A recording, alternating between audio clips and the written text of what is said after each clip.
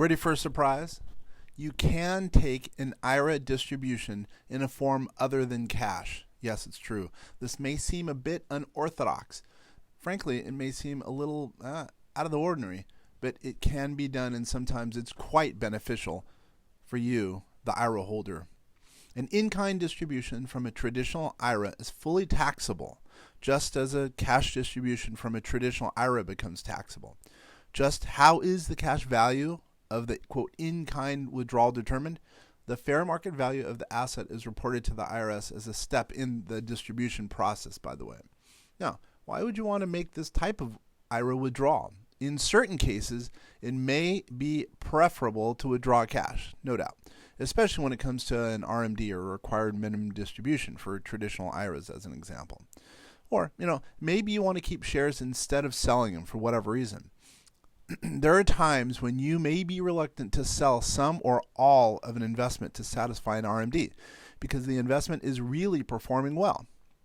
An in-kind withdrawal is an alternative. The amount of the distribution will be treated just like taxable income, but you will still own the asset once it is outside of your IRA. Those shares now have a chance to appreciate potentially even further. You can also elect to donate them to charity, or you can do it to me if you would like. Just kidding. I'm Kenner French with vastsolutionsgroup.com, here presenting a little bit of an idea that some people don't know about that more should know about, because potentially it could save you some money. Maybe you have a cashless IRA. If 0% of your IRA assets are sitting in cash, then one option is to either make a partial or full in-kind withdrawal to satisfy the RMD, or required minimum distribution requirement. You will still own full ownership of the assets that are distributed in kind. Now, maybe you see a loser turning into a winner down the road. You hold a poorly performing investment in your IRA, but you sense, for whatever reason, research, due diligence, it will do a turnaround. You suspect its value will soon rise.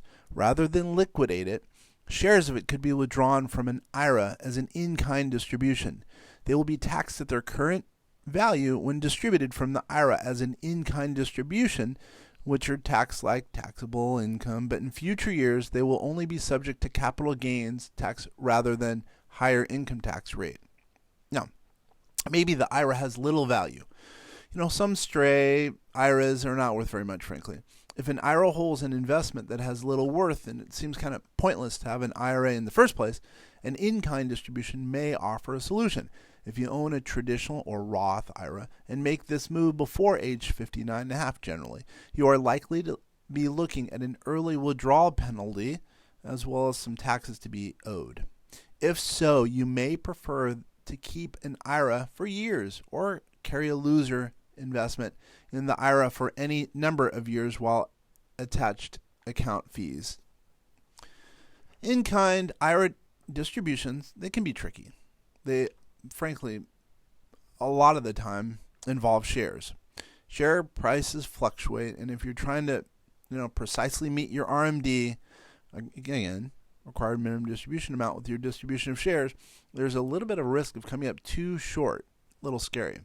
If you come up too short, you will need another transaction to satisfy that RMD, and if you're short on time, you've got bigger issues. If you come out long, that could increase the income tax attached to the RMD, meaning, when I say long, meaning taking too much out.